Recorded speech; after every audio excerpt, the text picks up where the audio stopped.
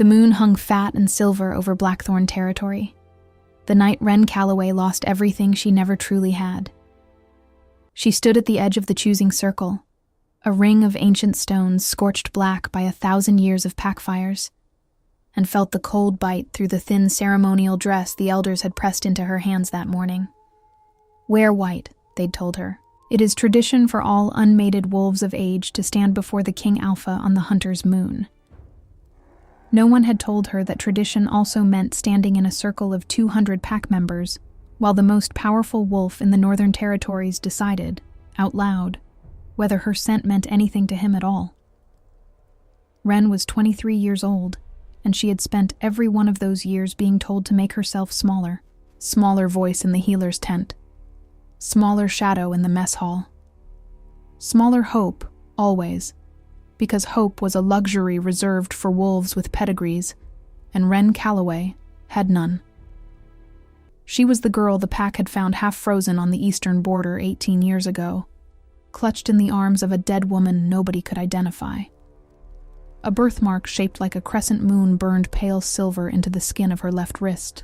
Elder Mira Thistlewood had taken her in, taught her the healer's arts, and warned her, always in that low, careful voice, never to let anyone see the mark unless her life depended on it. Tonight, Wren had worn long sleeves anyway. Some habits were not worth breaking, even on the night the King Alpha might choose her as his mate, because that was the terrifying, absurd possibility that had kept her awake for 3 nights running. The bond sense had been building in her chest for weeks, an ember low in her ribs that flared hotter every time Alpha King Draven Ashwood passed within 100 yards of her. She hadn't dared say a word to anyone, not even Mira. Fated bonds were rare, sacred, and utterly involuntary. If the King Alpha felt what she felt, the entire pack would know it before the night was through. Draven Ashwood stood at the center of the circle now, broad-shouldered and terrible in his black formal coat, his eyes the pale gold of a wolf who had never in his life needed to ask for anything twice. He was 28, the youngest King Alpha to hold the Blackthorn throne in 3 generations, and he wore command the way other men wore cologne. Invisibly, but impossible to ignore.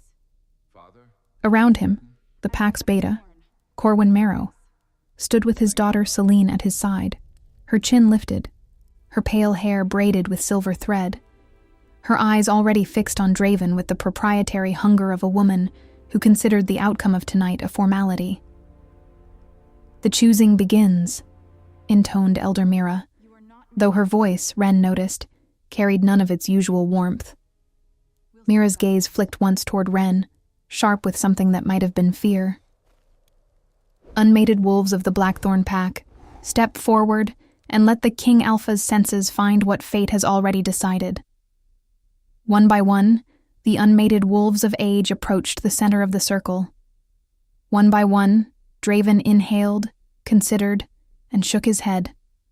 No bond, no pull, nothing.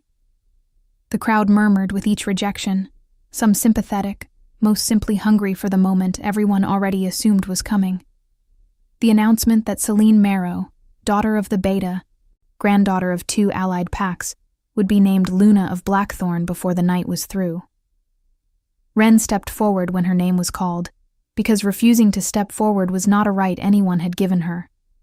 She felt it the instant she came within 10 feet of him, the ember in her chest roaring into open flame, her pulse stuttering, her wolf surging so close to the surface that her vision sharpened at the edges. Draven's jaw tightened. His nostrils flared. For one unbearable second, something flickered behind those pale gold eyes. Recognition, maybe even panic.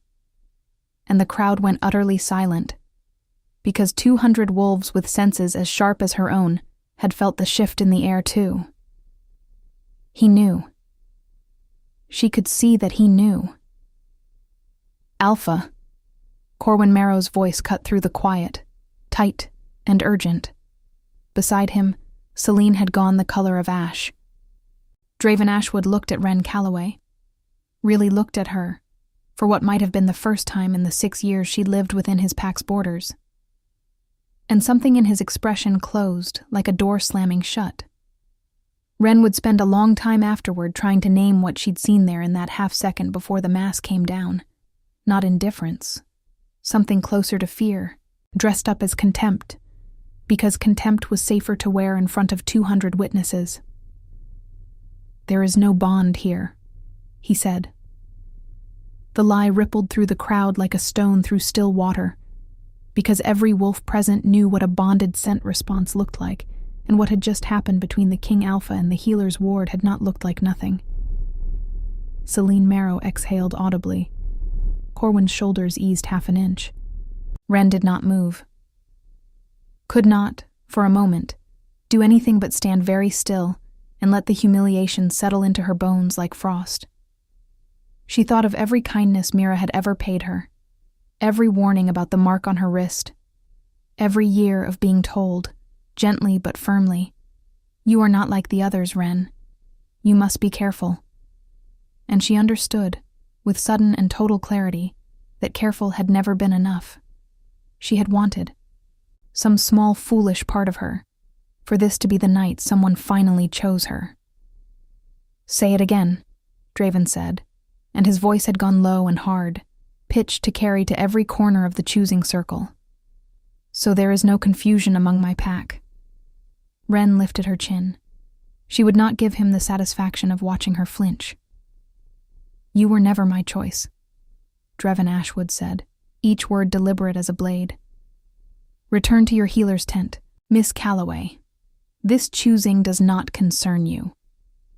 The silence afterward was the loudest thing Wren had ever heard. She thought about arguing. She thought wildly about tearing back her sleeve and showing him the crescent moon scarred into her wrist, showing all of them, and demanding to know why a bond that strong could be dismissed with 6 words and a title. But Mira's warnings rang louder than her own fury. "Never unless your life depends on it."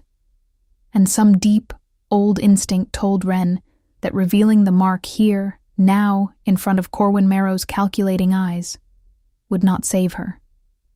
It would destroy her. So instead, Wren Calloway did the only thing a girl with no pedigree and no power had left to do. She lowered herself into the deepest, most correct bow the pack's customs required of a rejected wolf before her King Alpha, back straight, chin dipped, hands folded, a bow so flawless that even Elder Mira's breath caught at the sight of it. And when she rose, she did not look at Draven Ashwood again.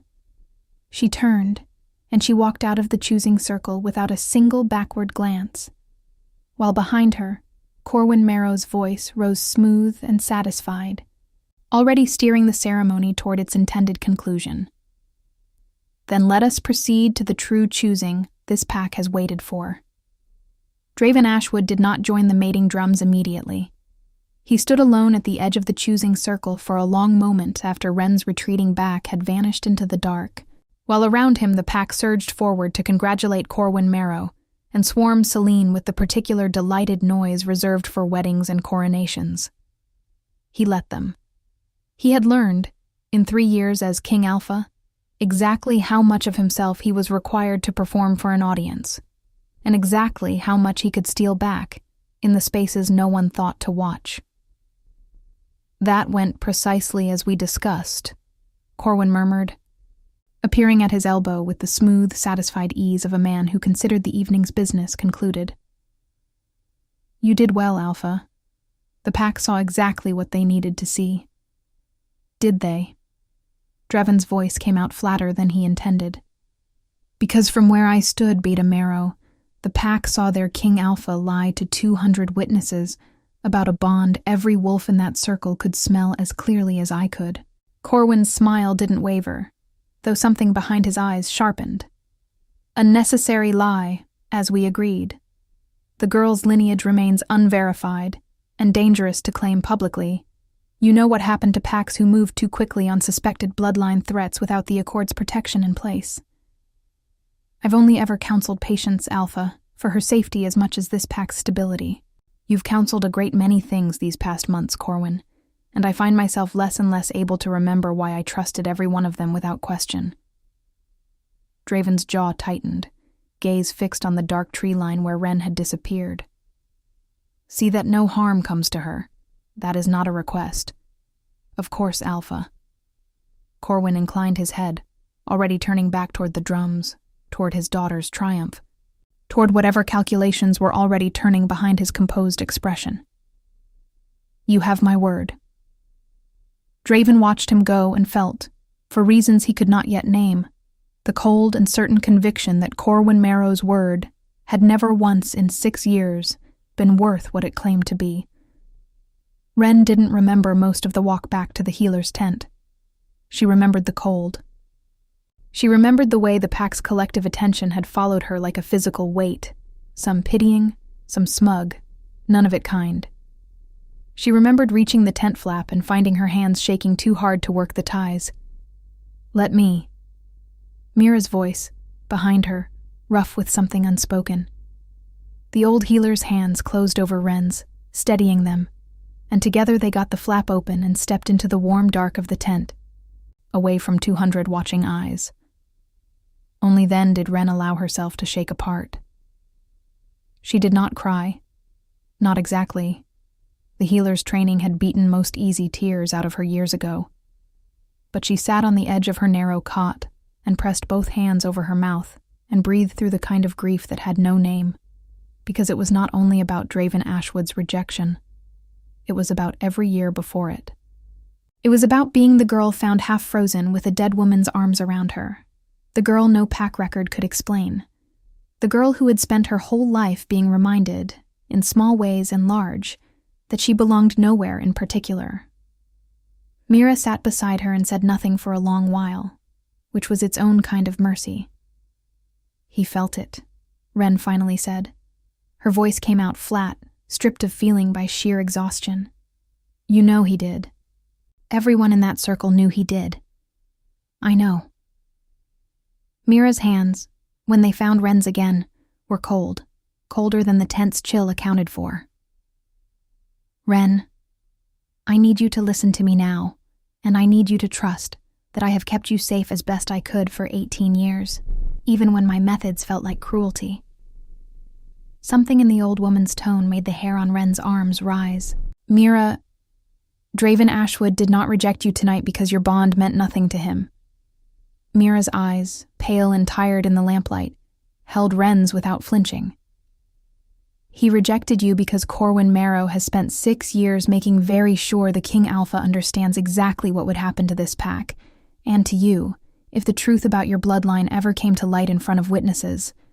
I have been buying you time, child. I did not expect to run out of it tonight. Wren went very still. What truth? Outside the tent, faint on the night wind, came the first notes of the pack's mating drums, beginning the ceremony that would bind Selene Marrow to the King Alpha before dawn.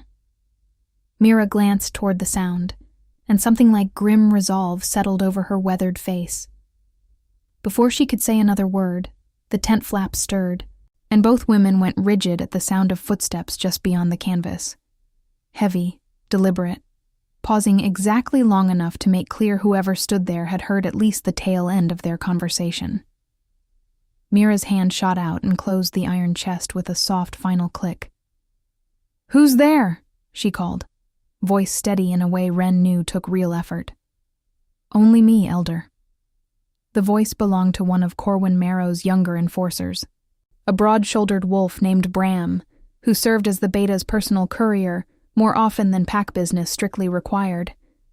He didn't step inside. Pack custom forbade an unmated male from entering a healer's private tent uninvited, but his shadow fell long and still across the canvas wall. Beta Marrow sends his regards to Miss Calloway and hopes she is recovering well from tonight's disappointment. He wished me to remind her that the King Alpha's decisions are final and that further displays of sentiment would only embarrass her further. Wren's stomach turned to ice. It was not a kindness. It was a warning, wrapped in courtesy thin enough to see through. "Tell your beta," Mira said, in a voice that could have frozen the pack's entire eastern river, "that Miss Calloway is resting, as any wolf recovering from a public humiliation deserves to do without further intrusion from his household tonight." The shadow lingered a moment longer, then withdrew.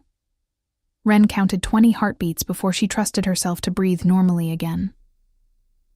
"He's watching me already," she whispered. "Tonight. Before he could even know what he's watching for. Corwin has been watching you for years, child. In the quiet, patient way men like him watch anything they haven't yet decided is worth destroying." Mira's jaw tightened. Tonight's choosing gave him his answer. That is precisely why we cannot wait until morning. She moved to the small chest of Wren's belongings and began packing with the brisk efficiency of a woman who had, Wren realized with a fresh jolt, clearly rehearsed this moment in her mind more than once over the years.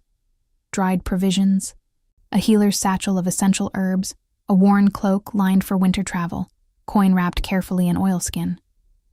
"You knew this day might come," Wren said. "Not just tonight. You've been ready for this for years." "I hoped I was wrong to prepare for it." Mira did not look up from her packing. "I have watched you grow from a half-frozen infant into a woman with more grace than this pack ever deserved from her. And I have prayed every year that Corwin's ambitions would find some other outlet before they turned toward you. I was wrong to hope. I will not be wrong to act." "Roll up your sleeve," the old healer said quietly. "It's time you finally understood what that mark on your wrist has always meant. And why, come morning, we cannot stay in Blackthorn territory another day." Mira Thistlewood had been the pack's healer for 41 years, and in all that time, Wren had never seen her hands tremble the way they did as she drew the old iron chest out from beneath the healer's tense floorboards.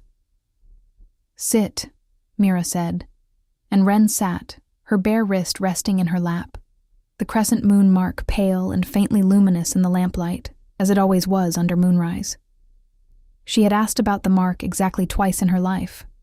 Both times, Mira had changed the subject with such practiced skill that Wren had eventually stopped asking, filing it away with the other unanswerable questions of her childhood. The chest held a single object, a small silver locket, tarnished with age, engraved with a symbol Wren had never seen before, a crescent moon wreathed in flame. 18 years ago, Mira said, opening the locket to reveal a miniature portrait inside, a woman with Wren's own dark eyes, and a man beside her, broad and golden-haired, wearing a crown of interwoven silver antlers. The Silverpine pack held territory 200 miles north of here. They were a small pack, old-blooded, and they carried something no other pack in the northern territories possessed: moonfire blood. A bloodline said to run all the way back to the first wolves who ever walked beneath a full moon. Wren's mouth had gone dry. Moonfire blood. It manifests as a mark like yours. Mira touched the locket gently. And it carries a gift most packs have only ever heard of in old stories: the ability to draw the moon's power directly into the body, to heal what should not be healable, to burn away sickness that no herb or medicine can touch. For centuries, the Silverpine line was protected, revered, sought after by every pack that understood what it meant to have moonfire blood as an ally. Then why? Because power like that is also a target. Mira's voice hardened. 18 years ago, the Silverpine pack was destroyed in a single night. Officially, the histories call it a territorial dispute gone wrong, a rival pack's raid that burned Silverpine's lands and left no survivors. Unofficially, I have spent nearly 2 decades learning that the truth was far uglier. The raid was paid for. Someone wanted the Silverpine bloodline erased, and very nearly succeeded. Wren looked at the portrait, the woman with her eyes, the man with the antler crown, and felt something shift and crack open in her chest, an ache too large for the small space of the healer's tent. That's them, isn't it? That's Alpha Rurik Silverpine and his mate, Ilsabet. Mira closed the locket gently. Your father and mother, Wren. I found you 3 days after the massacre, half frozen on Blackthorn's eastern border, in your mother's arms. She had run nearly 40 miles through open winter, with a wound that should have killed her outright, carrying you the entire way, and she died within the hour of reaching Packlands. But not before she made me swear, on my own life, to hide who you were until you were strong enough to survive the truth. The tent seemed to tilt around Wren. 23 years of not belonging anywhere, and here, at last, was an answer, one so enormous she could barely hold its shape in her mind. You've known this whole time. Every year you told me to hide the mark, to be careful, to make myself smaller. You knew why. I knew that whoever ordered the Silverpine Massacre never found what they were looking for that night, Mira said. And for the first time, Wren heard real fear underneath the old healer's composure. The Silverpine heir. You. And I knew that if the wrong person in this pack ever learned that the healer's foundling girl carried moonfire blood in her veins, your life would be worth less than nothing the moment it became useful to someone else's ambitions. Wren thought immediately, inevitably, of Corwin Marrow. The beta's calculating eyes in the choosing circle, the relief on his face when Draven had denied the bond. Corwin knows something, doesn't he? Mira's silence was answer enough. He's suspected for years, the healer finally admitted. Not the full truth. I've been careful, Wren. More careful than you know. But enough. Enough to make him understand that a bonded mate with an unverified bloodline was a liability he could not allow the King Alpha to claim. Not when his own daughter's mating to Draven would cement Corwin's house as the second most powerful in the Northern Territories. I believe Corwin gave Draven a choice weeks ago, long before tonight's choosing. Reject the healer's ward publicly and marry Celine as planned, or risk Corwin exposing whatever suspicions he's gathered about your blood. Suspicions that would put a target on your back that neither Draven nor I could protect you from. Something in that landed differently than Wren expected. Not comfort, exactly, but a small, unwelcome shift in the shape of her fury. You're saying he rejected me to protect me. I'm saying I don't fully know what was in Draven Ashwood's heart tonight, and neither do you, and it changes nothing about what we must do now. Mira rose, moving with sudden urgency toward the chest again, pulling out a worn traveling cloak, a pouch of coin, a folded map with a route marked in faded ink. Corwin was watching that choosing circle as closely as anyone. He saw the bond response. He will not sit on that knowledge for long. Not when it threatens to unravel his daughter's mating and his own political standing in the same breath. We have hours, Wren. Perhaps less. Where would I even go? North. Mira pressed the map into her hands. There is a settlement in the old Silverpine territories, what's left of it. Survivors, scattered ones, who never stopped watching for a sign that the bloodline endured. I have sent word there twice over the years, cautiously, never enough to endanger you, only enough to know the door would open if you ever needed it to. It is time you walked through it. And if Draven comes looking for me? Wren asked, surprising herself with the question. If the bond doesn't fade the way a false choosing is supposed to make it fade? Mira's expression softened into something almost pitying. Faded bonds rarely fade at all, child. False choosing or true one. They dull, sometimes, if both wolves refuse them long enough. But dulling is not the same as dying. I cannot tell you what Draven Ashwood will feel in the weeks to come. Only that whatever he feels, it will not undo the danger Corwin poses to you tonight. You must go, and you must let the bond be his burden to carry, not yours to solve. It was not the comfort Wren wanted. But it was, she understood even then, the only honest answer Mira had to give. Wren's fingers closed around the map, the crescent moon locket, the small collection of a life about to be uprooted entirely. Through the tent walls, the mating drums had reached their crescendo, the sound of Celine Marrow being bound, in this hour, to the man who had called Wren nothing in front of the entire pack. He said I was never his choice, Wren said quietly, testing the shape of the words now that she understood how much more they might have meant. Then let him live with that lie, Mira said, gripping Wren's shoulders with sudden, fierce tenderness. While you go and become someone he could never have chosen to lose, because he never knew what he was choosing against. The journey north took 11 days. Wren traveled the first 3 on foot through Blackthorn's outer forests, moving only at night, sleeping in hollows and abandoned dens, the crescent mark on her wrist prickling with a strange, insistent warmth every time the moon rose full overhead, as though something ancient in her blood had been waiting 18 years to finally stretch toward home. On the 4th day, a trader's caravan crossing toward the northern trade routes offered her passage in exchange for healer's work among their livestock, and Wren spent the following week learning, in fits and starts, what it meant to exist outside Blackthorn's borders for the first time in her memory. She learned that the northern territories were larger and stranger than she'd imagined. A patchwork of packs bound loosely under something called the Lunar Accord, an ancient council of alphas who met twice yearly to settle disputes and enforce the old laws against bloodline massacres. Laws that had apparently done nothing to save the Silverpine Pack 18 years ago. She learned that Moonfire bloodlines were spoken of, among wolves who remembered the old stories at all, with a mixture of reverence and unease. Power that could heal an entire pack in a single night, and power that made its bearer a prize worth killing for. And on the 9th day, deep in territory that still bore the black scars of an 18-year-old fire, Wren found what remained of Silverpine. It was not the ruin she'd braced herself for.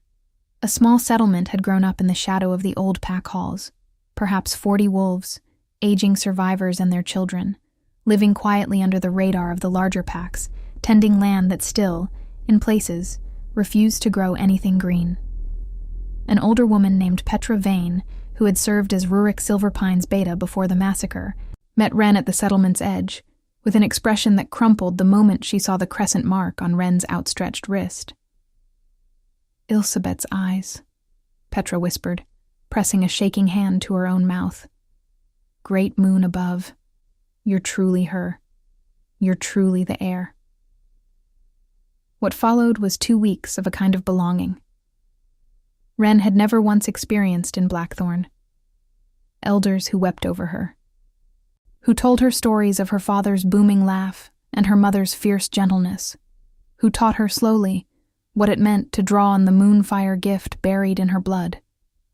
It ached, learning it. It also, for the first time in Wren's life, felt like coming home. But even as her power grew, even as she learned to draw threads of moonlight into her palms and mend wounds no herb could touch, a darker truth grew alongside it. Petra Vane and the settlement's elders had spent 18 years quietly investigating the massacre that destroyed their pack, and what they had pieced together chilled Wren far more than any grief. The raid that night wasn't opportunistic, Petra told her, spreading old, careful documents across a table scarred by 2 decades of use. It was funded, paid for in silver and political favor, and the trail, as far as we've ever managed to trace it, leads back toward Blackthorn territory, toward a beta house that has spent the years since consolidating more power than any beta house in the northern territories has any right to hold. Wren felt the floor of her new understanding tilt. Corwin Marrow. "We could never prove it," Petra admitted. "Not enough to bring before the Lunar Accord.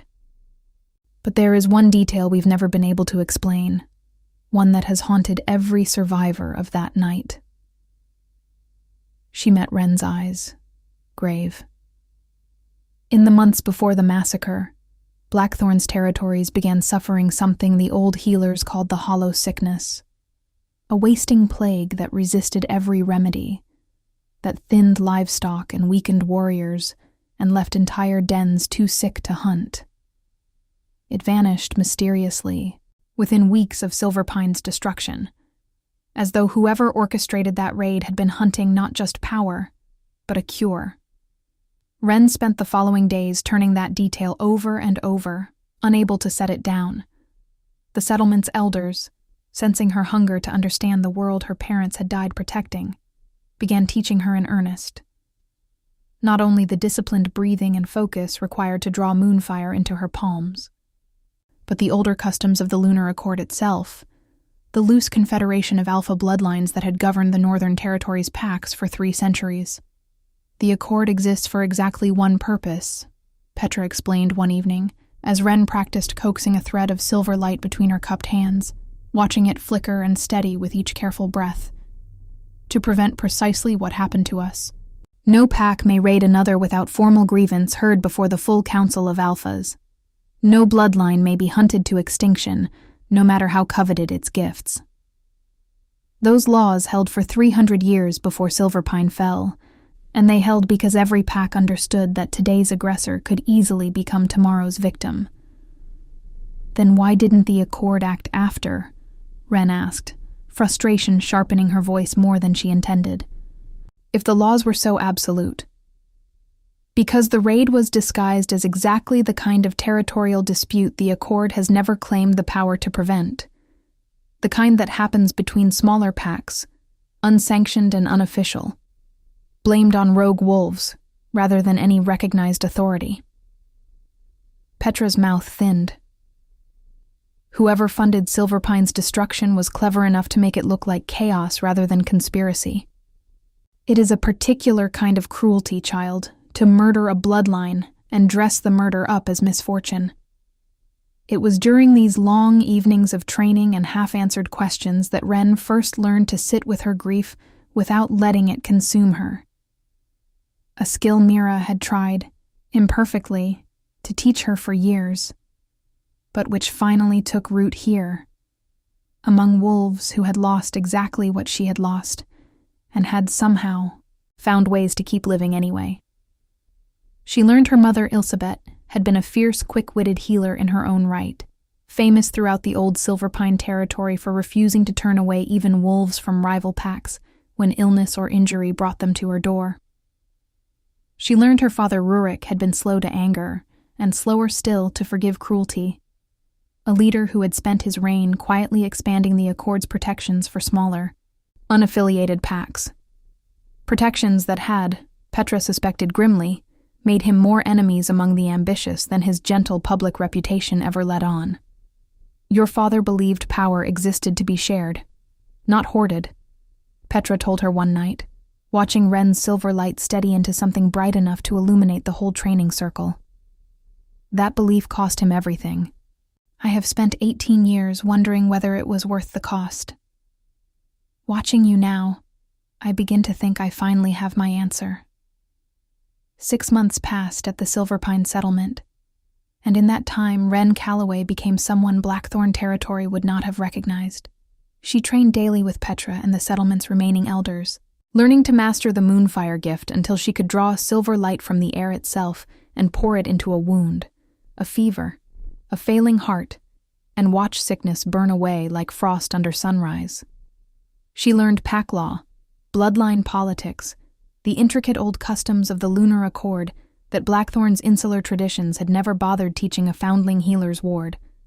She grew stronger, steadier, more certain of the shape of her own spine. And slowly, carefully, the raw wound of the choosing circle scarred over into something she could carry without it breaking her stride. She had not forgotten Draven Ashwood's voice saying, "You were never my choice." She had simply, deliberately, stopped letting it define her. Word reached the settlement in early spring, carried by a trader passing through the northern routes. The hollow sickness had returned to Blackthorn territory. Petra brought Wren the news herself, her weathered face drawn tight with an old dread. It started 3 weeks ago, in the outer dens. Livestock first, then the young and the old. And now, the trader says, warriors are falling too. Full-grown, healthy wolves collapsing mid-patrol, their strength draining out of them like water through cracked stone. Blackthorn's healers have tried everything. Nothing holds. Wren's stomach turned cold. Just like before. Just like before, Petra confirmed grimly. 18 years ago, this same sickness plagued Blackthorn territory in the months leading up to Silverpine's destruction, and vanished the moment our bloodline was gone. If it has returned now, after your bond response was witnessed by 200 pack members at that choosing. She did not need to finish the thought. Wren finished it herself, ice sliding down her spine. Someone knows the sickness and the bloodline are connected, and they're testing whether I'm still alive to matter. That night, Wren barely slept. She sat outside the settlement's edge beneath a waxing moon, turning the crescent mark on her wrist over and over in her mind, until a soft knock at her door near dawn brought a visitor she hadn't expected. Idris Voss, heir to the neighboring Thornvale pack, a longtime ally of the scattered Silverpine survivors, who had ridden through the night at Petra's urgent summons. Idris was Wren's own age, dark-eyed and steady, with none of Draven Ashwood's stormfront presence, a quieter kind of strength that Wren had come, over months of correspondence, to genuinely respect. "Petra tells me the sickness has returned to Blackthorn," he said without preamble, dropping into the chair across from her. "I have kin patrolling near Blackthorn's border. What they're describing isn't a natural plague, Wren. Livestock don't sicken this uniformly. Wolves don't lose their strength this fast, this specifically, unless something is actively draining it from them." "You think it's engineered?" "I think," Idris said carefully, "that there are old, forbidden methods of weaponizing silver against wolves, methods the Lunar Accord outlawed a century ago precisely because they mimic a wasting sickness so convincingly that no healer thinks to look for poison instead of plague. A fine enough dust, worked into feed and water sources over months, can drain a pack's strength gradually enough that it looks exactly like what Blackthorn is calling the hollow sickness right now." Wren went very still. Who would have access to something like that, and the patience to use it slowly enough to hide it? Idris didn't answer directly. He didn't have to. They were both thinking the same name. "There's something else," Idris added, after a long silence, choosing his words with visible care. "My kin at the border mentioned the King Alpha himself has been riding the sick dens personally, every day since the outbreak began, refusing rest, refusing to delegate the worst of it to his healers. One of my scouts overheard him arguing with Corwin 3 nights ago, loud enough to carry past the den walls. Draven Ashwood accused his own beta of hiding something. Corwin denied it, of course. But my scout said the King Alpha hasn't trusted a word out of Corwin's mouth since." Something in Wren's chest tightened at that. An old ember she'd told herself was banked, flickering unwelcome and alive. That doesn't change anything. Draven made his choice in that circle, in front of everyone. "I'm not suggesting it changes anything," Idris said gently, though his eyes stayed careful on her face, reading more than she meant to show. "I'm telling you because if you go back into Blackthorn territory, you should know exactly which wolves might already be questioning what they were told to believe, and which one holds enough power to either help you or destroy you, depending on which way 6 months of guilt have bent him." Wren said nothing for a long moment, watching the dawn edge gray and pink over the settlement's ruined halls. "It doesn't matter which way he's bent. I'm not going back for him. I'm going back because there are children in those dens who never asked to be pawns in Corwin Marrow's ambitions, and I have a gift that might save them." "I know," Idris said quietly. "I only wanted you walking in with your eyes open, not just your healer's hands."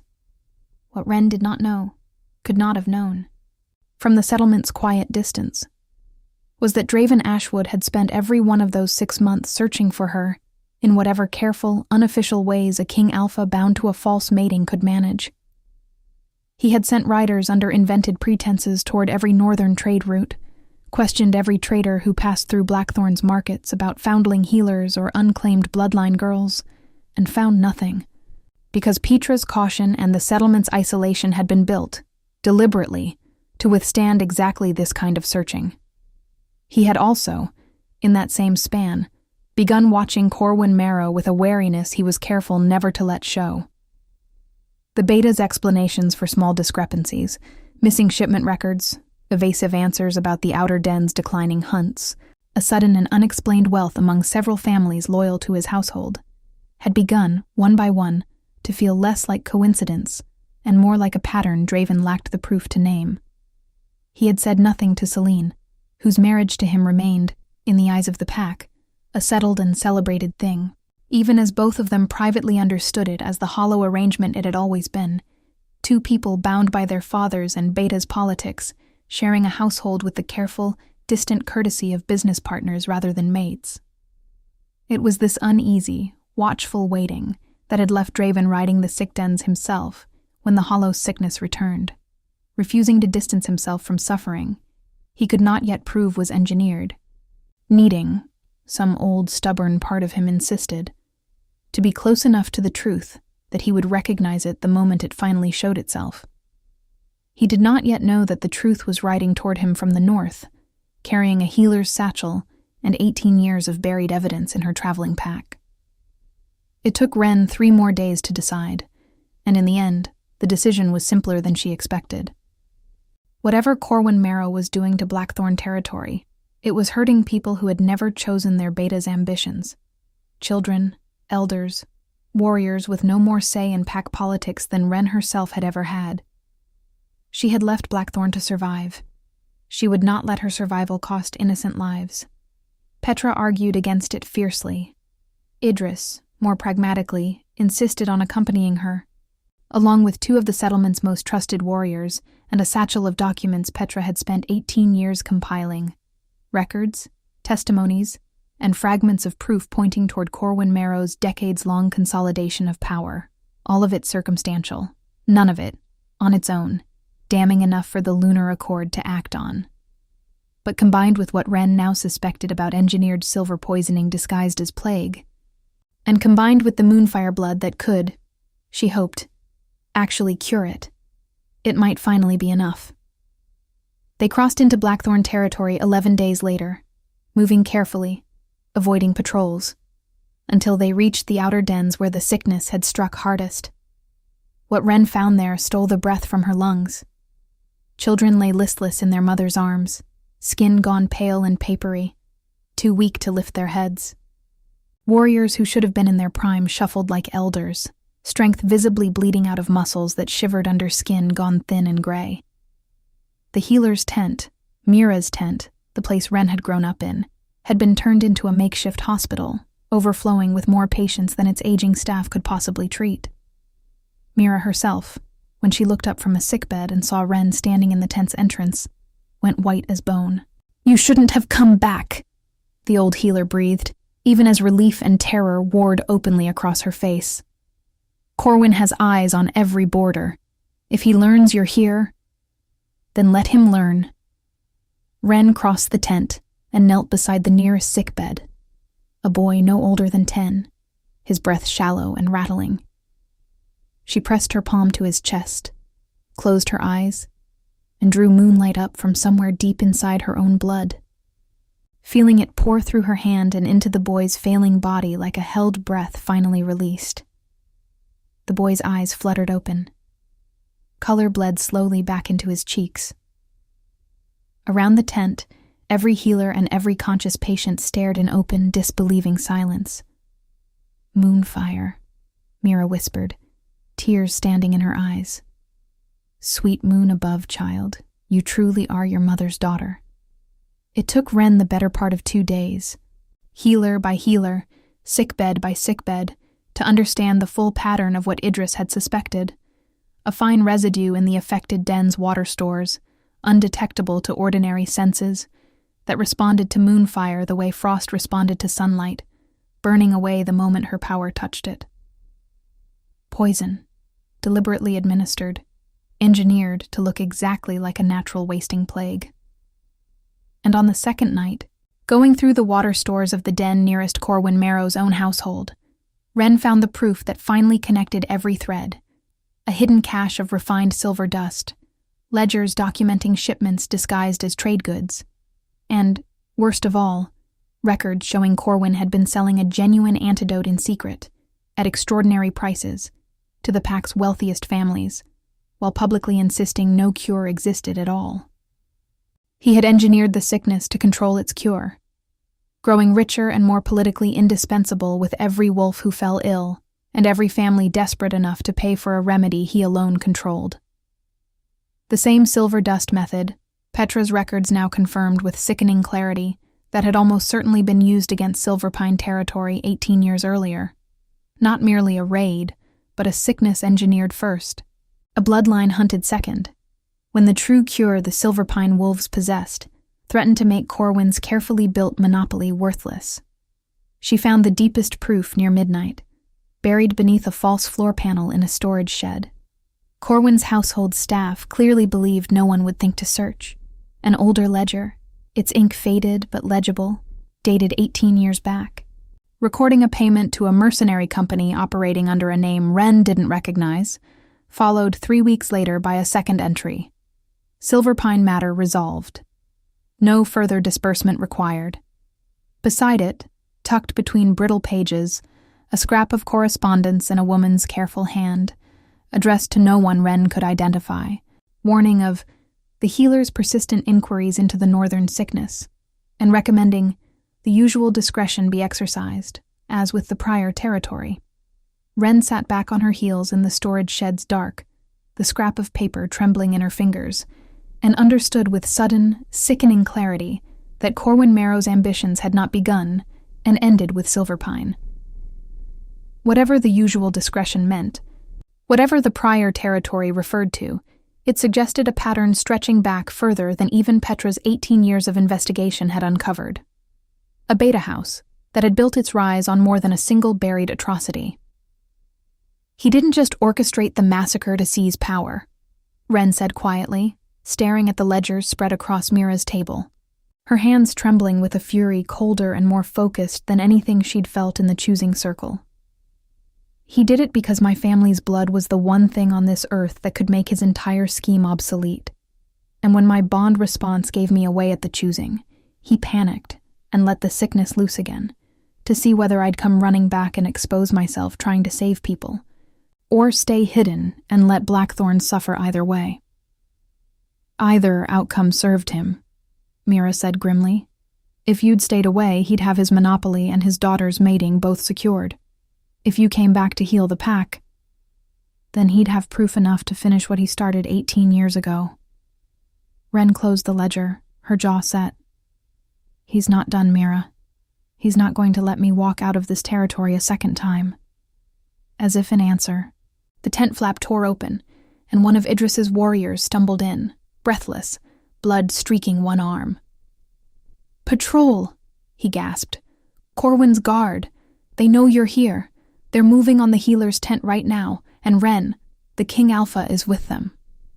Wren stepped out of the healer's tent into torchlight, and 30 armed pack guards, and at their head, unmistakable even in the flickering dark, stood Draven Ashwood. He looked different than he had 6 months ago. Leaner, harder, dark circles carved beneath eyes that widened, involuntarily, the moment his gaze found her. Beside him, Corwin Marrow's expression flickered through surprise, then something colder and more calculating, before settling into an expression of practiced concern. "Miss Calloway." Corwin's voice carried easily across the gathered crowd, because a crowd had gathered, drawn by the commotion, pack members spilling out of dens and tents, to see what warranted the King Alpha's personal presence at this hour. "How fortunate that you've returned, just as this territory descends into a plague we've been powerless to cure. One might almost think the timing suspicious." "One might." Wren agreed evenly, and felt something settle inside her. Not the trembling girl who had fled the choosing circle 6 months ago, but someone who had spent half a year learning exactly what she was worth. Though I imagine the timing looks far more suspicious once people learn the sickness isn't natural at all, Beta Marrow. Once they learn it's silver dust, refined and administered deliberately into the water stores of the outer dens. The same method, according to Silverpine's surviving records, used to weaken my father's pack 18 years before your men burned it to the ground. The crowd's murmur turned sharp, uneasy. Corwin's composure cracked for exactly 1 instant before he recovered it. A wild accusation from a foundling girl with delusions of a dead bloodline. Not delusions. Wren rolled back her sleeve. and the crescent moon mark on her wrist caught the torchlight, glowing faint in silver, unmistakable to every wolf present who had ever heard the old stories. Gasps rippled through the crowd. Beside Corwin, Draven's breath audibly caught. "I am Wren Silverpine, daughter of Alpha Rurik and Ilsabet Silverpine, heir to the last Moonfire bloodline in the Northern Territories. And for the past 2 days, I have watched my blood cure the very sickness Beta Marrow has been secretly profiting from behind Blackthorn's back." Petra stepped forward from the tent behind Wren, spreading the ledgers across a makeshift table for all to see, her voice ringing with 18 years of grief finally given a target. Shipment records, payment ledgers, names of the wealthy families who've been quietly buying the antidote Beta Marrow swears does not exist. And testimony, gathered over 18 years, tying this same silver dust method to the massacre of Silverpine territory. A massacre this pack was told was an unprovoked raid, when in truth, it was purchased and orchestrated by the very Beta House that has grown richest from Blackthorn's suffering ever since. For a long, taut moment, nobody moved. Then Corwin Marrow did the only thing a cornered man with decades of careful cruelty behind him could do. He lunged, not toward Wren, but toward the table of ledgers, clearly intending to destroy the proof before the gathered crowd could read it in full. He didn't make it 3 steps. Draven Ashwood moved faster than Wren had ever seen a wolf move, closing the distance and slamming Corwin bodily to the ground with a force that cracked through the night air. One knee planted hard between the Beta's shoulder blades, his voice a low and terrible growl. "You let my pack sicken and die," Draven said, each word carved from something colder than Wren had ever heard from him. "While you sold the cure in secret and let me believe there was none. You engineered a massacre 18 years ago and let this entire pack live inside that lie ever since." His gaze flicked up, finding Wren's across the torchlit clearing, and something in it cracked open, raw and unguarded, in a way she had never once seen at the choosing circle. "And you made me reject the one bond I have felt in my entire life, because you told me, you swore to me, that claiming her would expose her to a danger I could not protect her from. I believed you because I thought I was protecting her. I have spent 6 months believing I made the right choice for the wrong reasons, and learning I was wrong about both." The crowd's murmur swelled into something closer to uproar. Celine Marrow, Wren noticed distantly, had gone pale and silent at the edge of the gathering, her hand pressed to her mouth, whatever illusions she'd carried about her father crumbling in real time. Guards moved in to secure Corwin at Draven's sharp gesture, dragging him upright, still protesting, still calculating even now for some angle of escape that no longer existed. The crowd parted around the spectacle, and slowly, inexorably, silence fell back over the clearing. Silence that left only Wren and Draven standing, several feet apart, 6 months and an entire lifetime of misunderstanding stretched taut between them. "You knew," Wren said quietly, when she trusted her voice. "At the choosing. You felt the bond, and you rejected me anyway, because Corwin had already convinced you it would get me killed.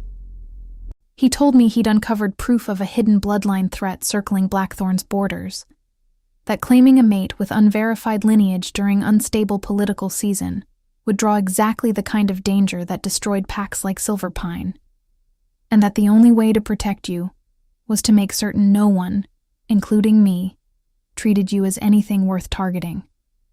Draven's jaw worked, old anguish surfacing plainly now that the mask had nowhere left to hide.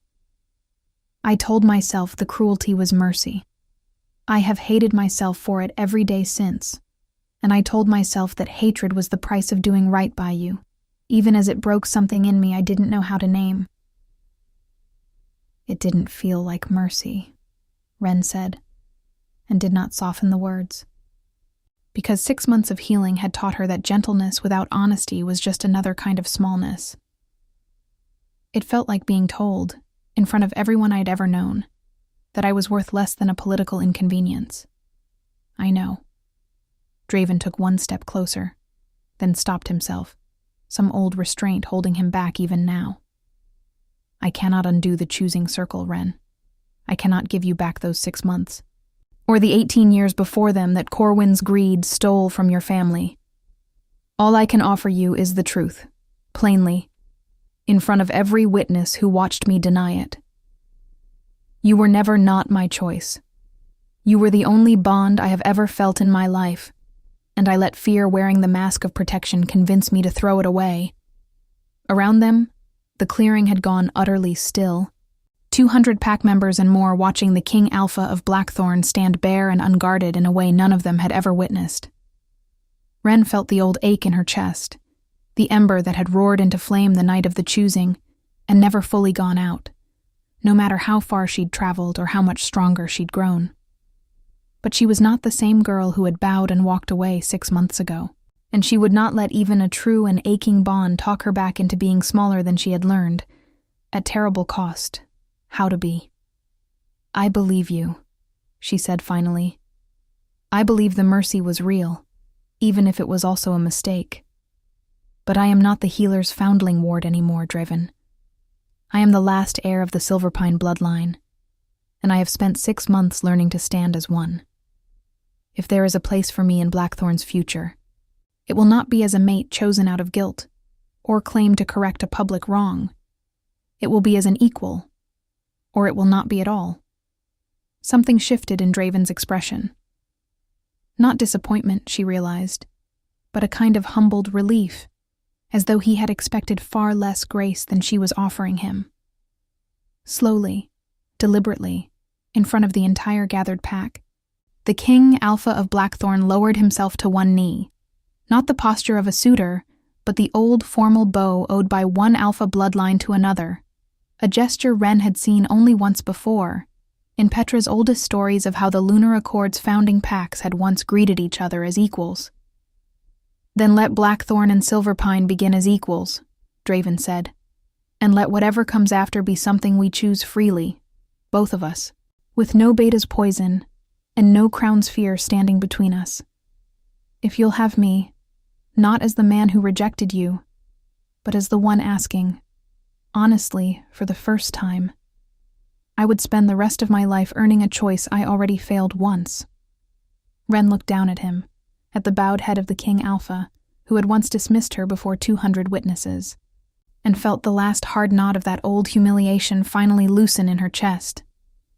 Not because his apology erased it, but because she had grown, in his absence, into someone whose worth no longer depended on his recognition of it. Get up, she said, and there was warmth in it now, hard-won and real.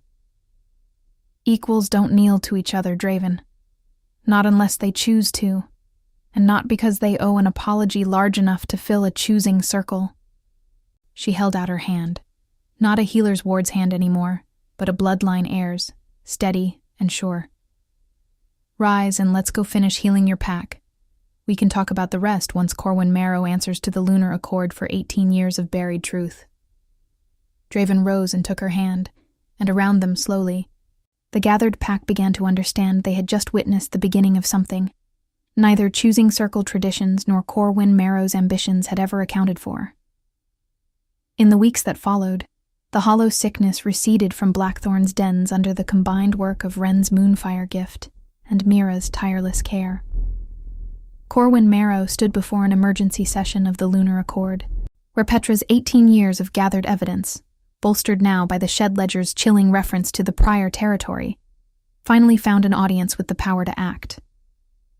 The Council's investigators would spend the following year untangling exactly how many packs, how many quiet tragedies over 2 decades, traced back to Corwin's ambitions. What they confirmed was damning enough on its own to see him stripped of his beta title and exiled from every allied pack's territory, forbidden under the old laws from ever holding rank again.